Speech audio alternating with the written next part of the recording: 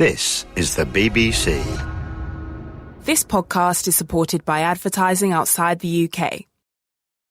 Thanks for downloading the In Our Time podcast. For more details about In Our Time and for our terms of use, please go to bbc.co.uk/Radio 4.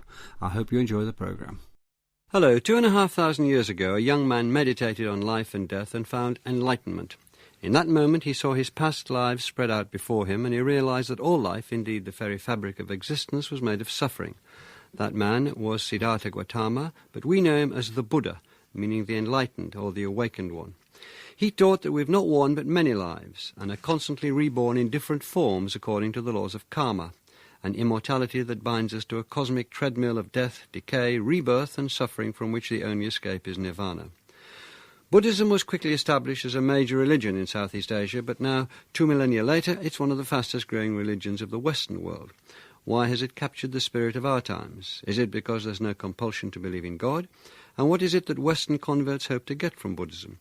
Truth and enlightenment, or simply a spiritual satisfaction that Western religion can't provide?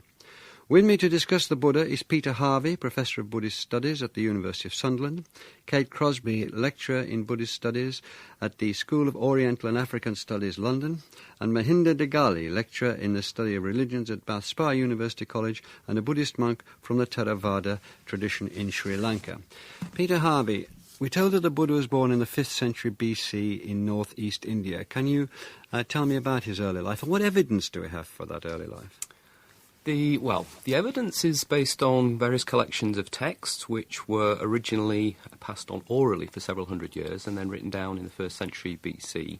The previous religion of Brahmanism, the texts were passed on by chanting. So it was a culture in which a learned person was a much heard person rather than a well-read person.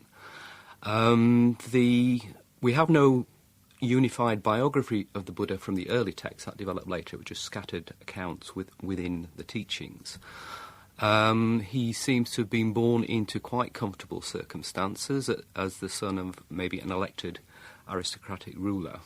So in one sense, his starting point was, by the standards of his day, what many people would have wanted to have achieved, good circumstances. We don't know a great deal about his early life.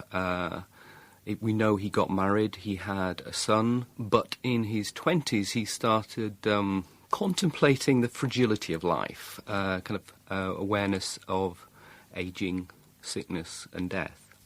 So in his mid-20s, according to these oral texts, which then in Sri Lanka were put into written texts, in his 20s, he well, you were about to say, he'd married at 16, he'd had a child, so we understand, right. And at 29 he had what we would call a vision, I presume. Not so much, but more of a kind of, you might say, an existential crisis. He was a young man, he became aware of ageing, the vanity of youth left him. He was well, he realised that people got ill, the vanity of health left him. And similarly, with awareness of death. So it's that which kind of made him start to look for something which was a form of security beyond ageing, sickness and death and frustration. So where did this lead him? Because about 6 years later, he did have what one could, if I return to that word, vision, but it led him, that realisation led him to seek a way out or a way forward, didn't it? He went into according to these oral texts, he became an ascetic for a while, and then and so on. Yeah, so he starts a kind of spiritual quest. He gives up his earlier life and starts living by alms, as people could do then in India and still can. And he tried some of the different methods available at the time. He practiced some form of deep yoga, and that was quite good, but didn't go far enough. And he also practiced asceticism, which was a method which was practiced quite a lot. But he felt that even though he was fasting and not washing and various limitations on the bodily desires, he felt that wasn't working. And so he reached a point where he nearly gives up, but then remembers a form of meditation that he'd gone into in his teens, and thinks, right, that was quite calm, that was very relaxed and joyful, and maybe that's a way through. And he took that, as far as we can tell, through various levels, deeper and deeper levels, technically called jhanas, until the mind was in a very, very calm, quiet and still state. And then what? And then, from that kind of rather sensitive state, that he pushes his memory back and remembers many, many, many lives. He sees other beings dying and being reborn according to the quality of their karma or action. And finally, he experiences that which is beyond aging, sickness and death, which is nirvana. Okay, Kate Crosby, let's call this his enlightenment or his awakening. And then he, as I understand it, he set about gathering disciples and teaching. Can you tell us something of that? Let's just get this platform for the Buddha's life before we start talking about what he taught and what he believed in. The stories we have relate how initially, after his enlightenment, he was concerned that actually people weren't ready to hear his teaching, that this idea of everything being impermanent, unsatisfactory or suffering, and there isn't a permanent essence within us, a permanent soul, was too against the stream, against the way people's lives naturally flow. And then he had this image come to him of a lotus pond with lotuses at different levels of maturation, so some just bud stuck in the mud and some blossoming on the surface, and thought, yes, there are some people who are more ready to understand what I have to tell them than others. And he thought back to the period of his asceticism Peter mentioned, and he had had 5 companions there who, when he had started taking food, had abandoned him, thought he wasn't following the path anymore, and so he decided to seek them out again. So he goes to them, and they want to shun him because he gave up the ascetic life, they think. But they are so amazed by the obvious transformation in him that they can't. And they worship him, and they listen to his teaching, and they in turn are enlightened by him. So those are the first 5 disciples of the Buddha, and most traditions of monks and nuns take their own lineage back to that first sermon of the Buddha. Most traditions, not all, believe that their texts go back to the rehearsal of the teachings of the Buddha after his death, and that their lineage, their monastic lineage, goes back to these 5 monks, or to the Buddha's aunt, who later became a nun as well. Mahinda Degali, how did Buddhism spread from this early monks into becoming a much huger religion which spread over India and other parts of Southeast Asia? It seems that up until Ashoka's time, that means mid-3rd century... The Emperor Ashoka, yeah. Emperor Ashoka. Yeah. He's the first, so it could be called the first emperor of India, right? Kind of the emperor who unified India. Yes. So until that time, it was limited to only the northern part of India, and it did not go beyond. So at least when we look back from Sri Lankan records, Pali chronicles, it seems that Ashoka was very instrumental by sending his ministers and missionaries abroad and spreading it. So Ashoka may be very instrumental in spreading Buddhism beyond India. What do we know about the appeal that Buddhism had to Emperor Ashoka? Ashoka is depicted as a king who conquered the world by killing a lot of people, including his siblings. But I think his remorse with killing and the experience in the war made him to find an alternative way of life for his kingdom, because he wanted to unify and bring harmony to his kingdom. So he may have used some of the Buddhist teachings, practical teachings about family values, treating your wife, children, relatives, and teachers, and things like that, but may not be necessarily on nirvana, but more kind of social ethic he was attracted in. So he changed. Did he stop killing people and stop being a massacring emperor when he took on Buddhism? According to tradition, yes. I think he seems to have even reduced the number of animals killed in his kitchen. Yeah. And so he seems to have gone to a certain extent, and he seems to have even gave up capital punishment. Probably he has a political aim. Maybe his personal religion may have been influenced by Buddhism, but also he has kind of, in a way, maybe I may not be right word to use propaganda, but maybe an attempt to convince people. Convince them of what? Convince people that people have to live in harmony. So, in other words, obey him and keep quiet. That's right, keep quiet. And also, I think he doesn't. Probably he didn't want to have dissent within his kingdom. So he used the religion to unify the people and keep them peaceful. And also maybe he has a spiritual urgence to educate people on good values, because he himself changed. I think Ashoka is interesting because it's changed that change is possible. We can interpret his writings in two ways. These inscriptions are as if spoken by Ashoka. They're his own personal words, aren't they? And you can see them as a spiritual record. So he describes his devastation at seeing the killing in the area of Orissa, which he had recently conquered. And that's his own view of why he turned to Buddhism. And instead of wanting a conquest by military might, he wanted a conquest through the Dhamma, through the teaching. Or you can interpret it as being politically motivated, so wanting these different peoples who are now in his kingdom to get on together, to think of him as being a wonderful person. So for example, one of the inscriptions seems very innocent. He says, since I've been doing all this religious work, supporting not just Buddhism but other religions as well, the gods have started appearing among the people again. And yet we find in, for instance, a treatise on political power that dates from around the same time, a suggestion that in order to convince people that you are a wonderful person and should be the king because you have a divine right to be, you should get actors to dress up and wander around as gods within you. So there are some things that seem very personal. That's the same in this country. And other things that seem like the religion is being used to authorise his kingship.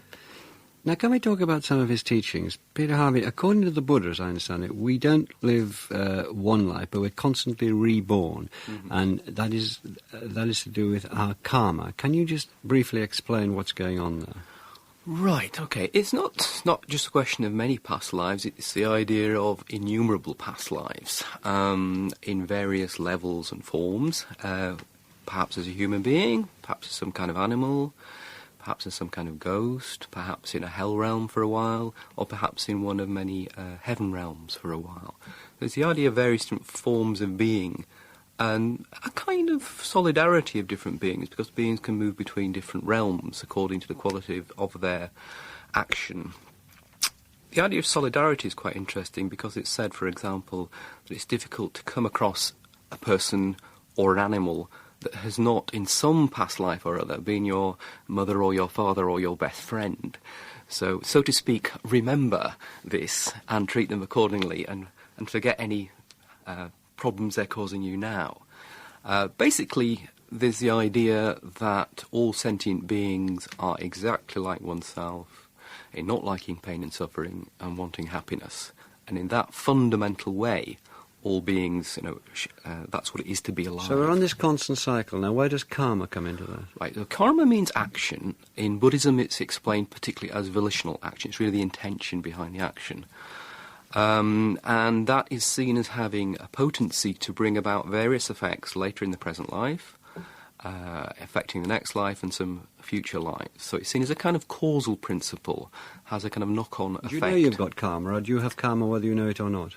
Well, all beings will have it, whether they remember. Do you know you've got karma? Do you think, right, this is my karma, I'm not as good as I should be. If I do that, my karma will improve and I'll come back as something better next time? I know I'm performing intentional actions, and some of the time I can see, just from day to day, how some of the things I do come back at me in a good way or a bad way. It is your mission as a Buddhist, as it were, let's assume you are, just for the purpose of this conversation, to improve your karma. Is that much different from a Christian wishing to improve their moral behaviour? I'm trying to make distinctions here. Not a great deal, no. I think there's a lot in common between Christian and Buddhist ethics, but particularly, yeah. Except that the result will run out, won't it? There's not a single heaven that you go to forever. You might go to a heaven for a while, but then your good karma runs out, and you'll be reborn in another realm again.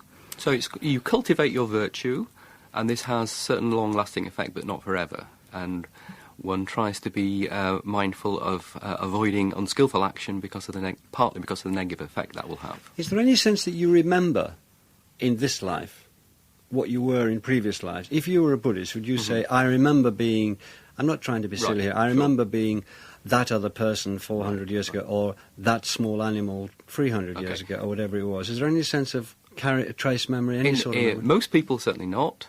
It's seen as possible in principle to do it by certain deep meditations, And not so much from Buddhism, but from certain contemporary studies, like people like Ian Stevenson. There's studies of young children from various cultures that seem to have something like memories, and they're kind of checkable. That's interesting empirically, has to be looked at carefully. But broadly speaking, it's the idea of karma and rebirth for Buddhists. Most Buddhists is something, I guess, you take on trust, but which gives a framework which makes sense of life. Okay, Kate, this business of constant change, then, we're talking about constant change with karma, that the implication is that there's no creation. We've already said there's no creator God. And so there's no idea of a beginning. That's and no right. idea of an ending. Yes, that's right. So the round of rebirth applies to everything. Everything keeps dying and becoming again. And the ideal in Buddhism is actually to leave that cycle of repeated dying and becoming. So while one's future within this round of rebirth, samsara, is dictated by one's actions and one's intentions, the idea is to not be subject to karma anymore by getting rid of the underlying problems, which in Buddhism are usually taken to be greed, hatred, and ignorance about the nature of the world. Mahinda, Buddhism is based on the idea, as I understand it, that all life is suffering, and this is contained in the Four Noble Truths. Can you tell us what those Four Noble Truths are? The Four Noble Truths are very crucial because this is the idea of suffering, and it has a cause, and also it has a solution which is called nirvana, and there's a path to it. And most people think that this was adopted from Indian medical system, that you see the suffering as a disease. Right. Now, how can you tell us how the study of suffering leads to nirvana? I think individual Buddhists may have, depending on each person's volition, they will take a shorter or longer route. But you never know when you can, but that understanding, try to make an effort is very important. But how do you make the effort? I mean, what do you do to make the effort? Is it through meditation? Is it through certain techniques? Is it through obeying certain rules? Is it through certain dietary laws? What do you do to get there? All of these. All of these. Meditation may be very crucial to clearing the mind, but also your life in this world as a nice human being is very important. You have to involve in good actions, which is good not only for you, but everybody around you. In a way, an important principle which connects us morality and meditation is mindfulness or awareness. It's not just a question of doing certain things because that's what one is guided to do, but to actually observe the effect that if you live like that, it's happier for yourself and others.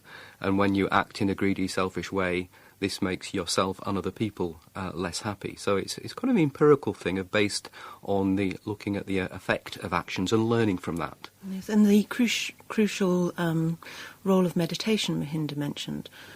In Buddhism, meditation is very specific. So if you have specific problems like you're over-attached to people or you're a hate type, there are very specific meditations which alter the process of your mind, alter the way you think.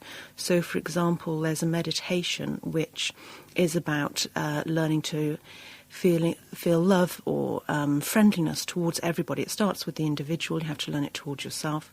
And by doing these meditations, you can alter your natural state. So you can get rid of these poisons, this greed, hatred, this delusion or craving that causes us to be stuck in the round of rebirth. Are these meditations taught, or are they listed? Are they textual? Can you look them up from yourself? You should ideally work with an experienced teacher who can judge whether you happen to be, for instance, stable enough to do meditations, such as meditations on a rotting corpse, to get rid of this idea of permanence. So an experienced teacher will be able to judge whether you are yet calm enough through calming meditations to be able to do that. But there are texts as well, so you can do it from text. And a lot of Western practitioners will essentially go to texts rather than to a teacher to learn their meditation. It's something like learning a craft. You learn a craft from somebody. Can you give us? I still haven't got kind of grip on it. So, can you give us a little example as to how you? Well, any form of meditation will also involve learning to sit still. And the mind, as soon as you start to try and still it, you learn what it's very much compared to a monkey. Very restless animal. The mind is a very restless animal. But when one gradually guides it to focus on something and calm down, then all that restless energy becomes harmonised and focused. What if you like the restless energy? Fine, you go with the restless energy and you take the consequences. You transform it, really. You transform it into being directed Well, rather why would you than... want to just- transform it? if you have the commitment to transform yourself only. Because the whole thing is based on the idea of suffering. What if you don't find life is all suffering? What do you do then? Do Well, you just actually, I to go Buddhist? back to the suffering, because the word dukkha, it can mean suffering, but it can mean anything from intense agony to just very, very mild dissatisfaction. But what if you're happy some of the time? How does that fit in? Well, in fact, Buddhism, many of the Buddhist practices are very good at generating happiness and joy. But then Buddhism will say, that's a great state, very good. Don't become attached to it because it's impermanent. So while Buddhism points out the suffering aspects of life, it also gives ways of going beyond it, but then says the state that you've reached has also got limitations, so one can go further, ultimately to nirvana. So it's a kind of refinement process. If nirvana means losing yourself, a sense of self, what if you don't want to lose your sense of self, though? Actually, it's a freedom from, traditionally it says freedom from greed, hatred and delusion. Mm-hmm. And so all negative actions come from those three roots according to Buddhism. So the freedom, being nirvanaist or attaining that means being basically virtuous, isn't it? Virtuous and happy and a mind which is very, very open. I'm just trying to get at what is losing your own sense of self? What does it bring you? It's undermining a sense of self which is seen as based on a delusion, right? But that's not something, so to speak, that one should do because it's noble and virtuous, but because it produces an incredible amount of equanimity, happiness and joy. It's not about losing awareness of you as an individual. If you accept that there is some essential soul, then there's no motive for transforming yourself and transforming your interactions with the world. So you essentially become a selfish person. There's no reason to try and alter what you do. Often religions that accept there's this underlying soul will accept either that soul will go to join God or to join, for instance, a kind of universal soul afterwards. So there's no personal responsibility then. Whereas if you see yourself as a process that needs to be transformed, then there's a personal responsibility. We've agreed that Buddhism has no creator God, so you achieve nirvana. Now, Christians believe that you go to heaven, hell or purgatory. You go somewhere. You went to Valhalla, you went somewhere. Where is this place, this state, whatever it is, nirvana? Well, I mean, you've also got the options of heaven and hell, but from Buddhism, that's this side of salvation. That's just part of the round of rebirths. Nirvana is seen as beyond even heavens, and it's seen as radically difficult to put into words. Most of the way of talking about nirvana is negative. It's not conditioned. It's nothing to do with suffering. It's nothing to do with time. You get some things, it's the highest bliss, or it's the cool cave of shelter. It's seen, perhaps the crucial thing, it's beyond all suffering, beyond all limitation. And so that's the basic motivational hook, if you like. Although, because craving is that which prevents it being attained, on the path to it you might need a little bit of craving for it, but finally to attain it you have to even let go of it in order to attain it. The difficulty is that we're trying to put into words something that is outside time, outside our current realm. And so, and in Buddhism, words are regarded as being convention. They're part of that, they're part of the caused world. So you'll find descriptions that say that you have this such and such a bliss as a human or in a heaven, and nirvana is beyond that, it's better than it, but not attempts to actually describe what it is, because as soon as you use words, you are trying to describe what is beyond words. So there's the analogy of trying to describe to a fish what it is to live out of water. It's just not something that can be done. Mahinda, do you think that Buddhism, being so concerned with your own karma, with your own development, has, in that sense, it doesn't seem to be geared to changing society, to bringing about social improvement and so on? The issue that you raise is very important because, that issue have been raised by missionaries all the time as an attack on Buddhism, saying this Buddhism does not have a social ethic. So this is very valid criticism. I think the notion of no self is basically says that there's nothing permanent and everything is changing. So once you don't have a strong ego, it's easy for you to help others, because you lose your identity and you can immerse with others. So I think even enlightened person, ideally, even though he or she attained the enlightenment, then helps others.